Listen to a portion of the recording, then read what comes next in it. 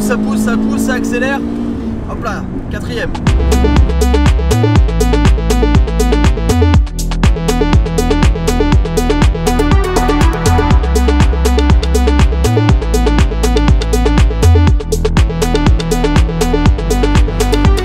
Théo, la dernière fois qu'on s'est vu, c'était il y a 3 ans. J'avais commencé The Glove Driver depuis 3 mois. Franchement, je sais pas si beaucoup de gens s'en rappellent, mais la 318 IS rouge là, qui est derrière, et ben c'est celle qui est sur ma chaîne YouTube. Ça faisait quelques années que j'avais la voiture déjà, et comme tu peux le voir, la voiture elle est toujours là. Toujours là, c'est ton daily ici. C'est mon daily. Il y a une petite particularité, l'été elle a des pneus été, et l'hiver elle est montée pneus clous. Tout a été changé, j'ai refait train avant, train arrière, tout sablé, tout repeint, tout en Powerflex, Bilstein pour les amortisseurs, ressort court, et le pont autobloquant est passé chez Breeze Motorsport. Puis bah du coup c'est une tuerie, c'est une machine à drift quoi. Quand on s'est rencontrés, j'étais encore ingénieur aéronautique chez Airbus à Nantes, et bah, depuis il y a eu du chemin, parce que à tous les deux, il y a eu un changement de carrière radical. Donc je me suis lancé dans la conciergerie automobile. Je viens d'ouvrir, donc je t'accueille ici. C'est là où on est, au chalet automobile. Le chalet automobile. À côté d'Évian du coup. Voilà, conciergerie pour véhicules de collection, de prestige. C'est la passion avant tout de l'automobile et en même temps la passion de ma région, les routes de montagne, un chalet, un espace convivial et du partage comme tu peux le voir aujourd'hui. Tous les bureaux qui sont derrière, t'as tout refait toi-même. Je suis parti de rien. C'était un bâtiment de stockage de palettes. C'était un peu sale, c'était pas du tout aménagé, il n'y avait pas de porte pour accueillir les voitures. Donc je suis parti de rien et en 5 mois, c'était 5 mois de travaux intensifs. Mais avant les travaux, il y avait aussi toute la préparation du projet, être crédible auprès des banques. Bien sûr. Et voilà, quand tu es jeune, que tu as 24 ans, l'entrepreneuriat, bon, même si j'ai un parcours d'ingénieur, que j'ai fait pas mal de gestion, des choses comme ça, j'ai pas forcément un parcours commercial, mais plutôt technique. Donc du coup, moi, m'initier dans ce montage d'entreprise, bah, ça a été pour moi un exercice assez difficile, mais j'ai eu pas mal de soutien et surtout bah, une motivation énorme. Je sais ce que je veux faire. Je sais que je veux que ça soit comme ça, puis au final, bah, tu vois le résultat. C'est la vision qui joue de toute façon. Si t'es motivé et que t'es passionné par ce que tu fais, ça joue énormément sur le résultat final. Et tu peux accueillir combien de voitures? Donc entre 25 et 40, ça va dépendre. On a 800 mètres carrés de stockage. Il y a encore quelques petites finitions, on les voit pas forcément, mais il y a toute une zone atelier aménagée, une zone de lavage derrière pour les clients. Et puis bah, t'es le premier à me rendre visite. Ah bah écoute, tu vas pouvoir laver la Yaris, tu veux, elle est dégueulasse. J'ai vu ça. C'est ce que j'ai vu quand tu arrives. Pour l'instant, depuis le début, on l'a pas lavée une seule fois. Donc elle a enchaîné une journée circuit, 3 jours dans les montagnes avec les gars de Winter Activity, que tu connais d'ailleurs. Que je connais. Parce que ta 318 IS et ta 320 IS qui est là-bas, dont on va parler, on va faire une petite partie essai tout à l'heure, est passée aussi sur leur chaîne Mototo. Enfin, la 318 IS, tu l'as acheté 3 000 €. C'était avant que le E30 elle commence à côté. Puis j'ai toujours aimé ce genre de bagnole. Donc moi, c'était pas un problème d'argent de l'acheter parce que c'était juste. C'était pas pour spéculer, c'était une caisse pour la passion. Oui, et puis 3 000 €, bon. 3 000 €, bon bah c'était une de mes premières voitures qui est toujours là aujourd'hui. Donc comme quoi à l'époque. Il y a combien de temps? Il y a 7 ans. Et surtout, contrairement à le prix qu'elle vaut aujourd'hui, j'ai toujours moins mis dedans que si j'en achetais une aujourd'hui, même rincée, même pas restaurée. Et cette 320 IS, du coup, que t'as acheté il y a 2 ans, est-ce qu'on peut annoncer le prix auquel tu l'as acheté? Ça va faire criser les gens parce que désolé. C'est 20 000 €, alors qu'aujourd'hui les annonces elles sont entre 35, 40. J'ai mis 2 ans à la trouver. J'ai cherché pendant 2 ans et quand j'ai commencé à chercher, il y avait certaines qui sortaient à 15 000 €. Donc en fait, moi, elle a déjà monté pendant que je cherchais. Et en fait, mais j'avais des critères, je voulais peu de kilomètres, un historique limpide parce que c'est des voitures, en fait, vu que c'est pour le marché italien et pour le marché portugais, c'est toujours des imports, des exports. Et ça, on perd en historique en général. Et trouver quelque chose de limpide, ça a été très difficile. Évidemment, comme tu viens d'ouvrir, il n'y en a pas 50 encore. Ça serait trop beau. Donc là, en fait, les clients arrivent par cette porte d'entrée. On vous montre pas l'autre côté parce que c'est top secret. Mais donc, première voiture client, une petite Mini. Je sais qu'elle est de 85. C'est une caisse qui est super chouette à rouler. T'as ton petit volant et t'es en mode Mario Kart. Alors le vrai problème de ça, c'est que moi je ne rentre absolument pas dans ce genre de voiture. J'ai déjà essayé avec un de mes potes et c'est pas possible, j'ai les genoux dans le volant. Alors là, il y a une voiture, ceux qui me suivent sur Instagram, Instagram est dans la description, n'hésitez pas, le savent, qui m'intéresse beaucoup. Donc c'est un Z4 génération E89, sauf que celui-ci c'est un peu le Graal, c'est le 3,5 litres IS. C'est ça, avec le N54. Le N54 qui est donc le moteur de la 1M. C'est la version 340 chevaux, donc 3 litres biturbo. Donc on a le 6 en ligne de fabrique de chez BMW. Et puis je sais pas, dites-moi ce que vous en pensez dans les commentaires, mais je trouve vraiment que c'est une jolie voiture. Alors là pour le coup je suis pas hyper fan du blanc, et donc il y a le hardtop. Alors celle-ci en plus c'est joli parce qu'elle a l'intérieur marbre. Moi c'est une voiture qui me plaît, qui m'intéresse, et j'ai vraiment très envie de voir ce que ça donne, parce que ça peut vraiment être quelque chose que je considérerais pour un achat potentiel TGD, quoi, une future TGD mobile. Pourquoi pas? Toutes les voitures qui sont de ce côté-là, à part évidemment la 320 IS qui est la tienne, c'est des voitures clients. Donc là, on a une superbe 280 SL Pagode. Ah, ce tableau de bord et tout, les chromes, le volant, c'est juste magnifique. Et du coup, pour terminer, on a évidemment ta 320 IS. Alors oui, vous le voyez, la peinture et, enfin la voiture d'ailleurs en général est dans un état magnifique.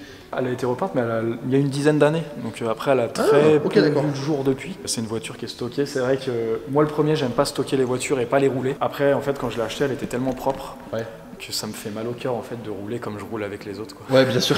T'as eu des scrupules. Donc, je me calme un peu. Bah, c'est toujours un plaisir de la rouler, mais je suis sur la retenue. Ça sent le neuf, hein, ils roulent pour pas ouais, le sentir. Bon, vous pouvez pas le sentir, mais imaginez-le.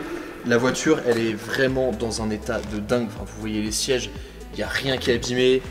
Le volant, il est neuf, tous les plastiques sont vraiment superbes. Elle a combien de kilomètres? Elle a 110 000.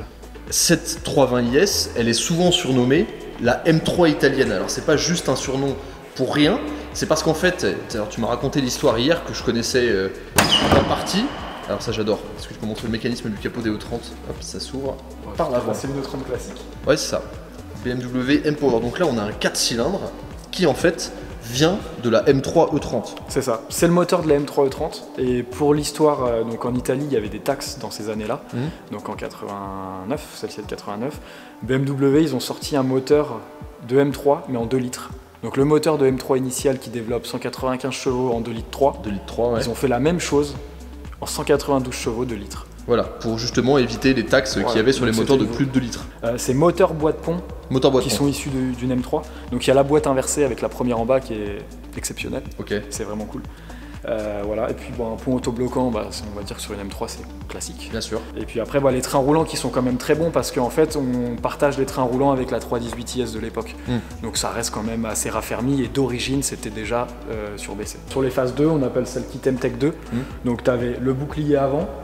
Et contrairement, tiens, tu peux montrer sur la 318 IS où là en fait du coup c'est vraiment non peint. Et puis la 318 IS elle avait seulement la petite lame ici. Ouais. Bon, là qui a vraiment pris cher. Oui bon, on l'a dit, hein, les voitures roulent. T'as les bas de caisse sur les côtés. Donc ça habite vraiment, ça fait joli parce que t'as pas cette espèce de barrette noire un peu caoutchouteuse de 30. C'est vraiment joli. T'as le spoiler, double spoiler, on aime ou on n'aime pas. Hein. Donc là il y a un spoiler un peu classique en dessous, GM technique. D'accord. Et puis t'as le double au-dessus.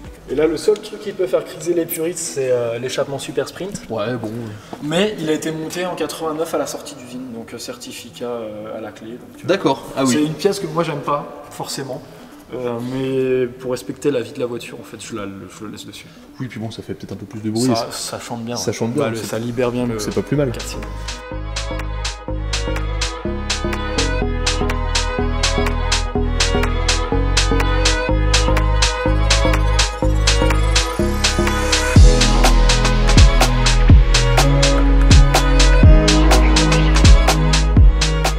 Je dois vous avouer que cette balade, on n'était pas sûr de pouvoir la faire. On a une petite éclaircie, le temps est magnifique au-dessus d'Évian.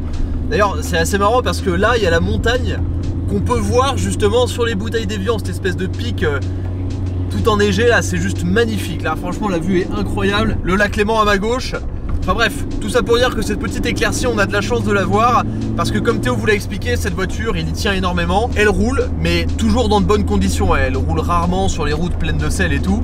Donc là, on a une petite heure à peu près pour pouvoir la sortir, vous faire quelques images et puis vous parler aussi un petit peu de ce que ça fait de rouler avec cette voiture parce que c'est très très rare les 320 IS. Je suis juste super content et d'ailleurs je suis aussi très fatigué parce que les road trips, ça a beau être génial en termes d'expérience, de rencontres et de bouffer d'air frais, c'est crevant parce qu'on filme énormément et là on sort de 4 jours avec Winter Activity là où on a eu un très gros rythme. Mais bon, revenons sur cette E30. Ah, je peux pas m'empêcher de regarder la petite 318 US rouge avec les phares jaunes là qui est derrière. Je vois aussi l'énorme aileron à l'arrière de cette petite E30 320 IS. Il y a déjà une odeur, on vous l'a dit dans la vidéo, mais il y a une odeur dans cette voiture, elle sent le neuf, c'est incroyable, elle est dans un état pas possible. Dès qu'on démarre, on a évidemment le petit tableau check là qui s'allume. L'ambiance est juste géniale, les plastiques sont trop beaux. Il faut se rappeler que la boîte est inversée, première en bas à gauche, exactement comme la M3 E30. Alors à quoi servent les boîtes inversées? Je vous l'avais déjà expliqué dans une autre vidéo, je crois d'ailleurs que c'était dans la vidéo de la M3 E30 Evo que j'avais essayé avec BMW Charrier Cholet. C'est qu'en compétition, en fait, la première, on s'en sert jamais. Donc c'est beaucoup plus simple si de la 2 à la 3, hop, on tire carrément vers soi. question de gain de temps. Je le rappelle, 192 chevaux, issu du S14 réalisé en 2 litres. Le moteur est assez coupleux, la voiture est très agréable. Ce qui est super marrant, c'est que cette direction, c'est une direction assistée, mais c'est les toutes premières. Donc on a une crémaillère, on fait 4 tours de butée à butée. On navigue plus qu'on conduit, mais c'est très rigolo parce que du coup ça donne un peu envie de prendre son temps. La voiture est vraiment très agréable à rouler lentement, ou même à rouler sur un rythme coulé comme ça. Elle est précise, on retrouve vraiment une sensation de BMW avec un train avant assez précis. La voiture prend un petit roulis naturel, assez léger. Elle est pourtant assez ferme sur la butée des suspensions. Lorsqu'on passe sur des aspérités, on le sent bien. Mais elle se balade quand même un petit peu. Et là par exemple, hop, 3ème, le moteur réagit vraiment au doigt et à l'œil. Allez, 5000, 6000, 7000. Oh, par contre il faut anticiper les freins. La difficulté avec cette voiture là, j'ai failli en faire les frais, c'est que ça prend vachement de vitesse. Le moteur est incroyable parce qu'en fait il pousse tout le temps. Allez, 3ème. Ça pousse, ça pousse, ça pousse, ça pousse, ça pousse, ça accélère. Hop là, 4ème. Le moteur est hyper rageur. Il est très plein. Oh, la vue sur le lac Léman, fantastique. Wow.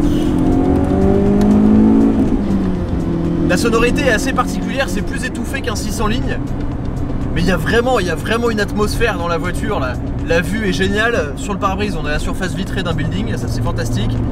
On voit très bien, la position de conduite est super bonne. Alors même si on est bien maintenu dans les sièges, là il bouge un petit peu, je pense que c'est les accroches qui sont peut-être un tout petit peu desserrées. Mais il y a vraiment une ambiance qui est géniale, surtout vue de l'extérieur avec cette face avant complètement carrée, les 2 petits haricots.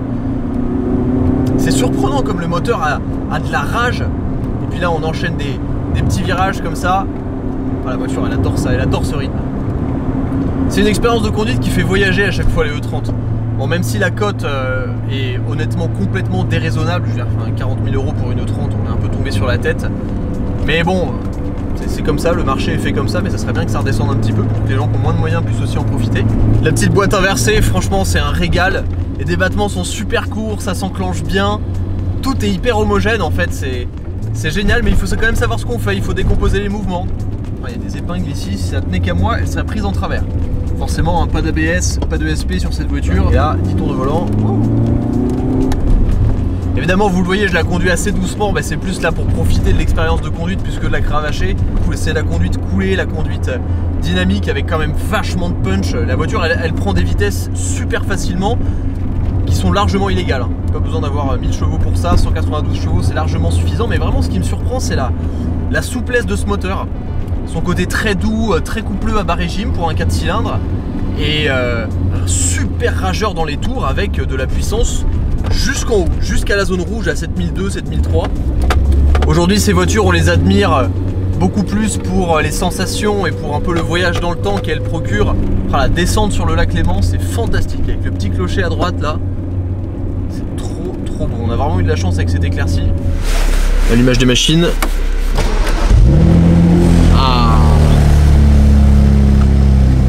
Alors même si j'aime beaucoup les vieilles voitures, parfois j'ai quand même envie d'un truc un petit peu plus moderne, c'est vrai. Et du coup, pour terminer la journée, tant qu'il fait encore beau, j'ai envie d'en profiter.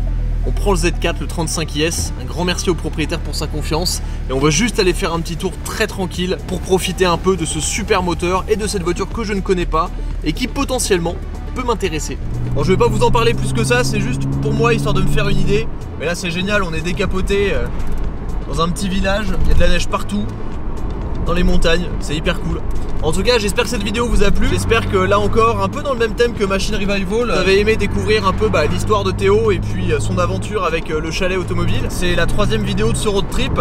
Il y en aura une dernière après pour clôturer, où je vous donnerai mon avis honnête sur la Yaris GR, parce que j'ai des choses à dire que j'ai pas entendu énormément, donc je pense que ça peut vous intéresser. Merci d'avoir regardé, à très vite sur The Glove Driver. Ciao.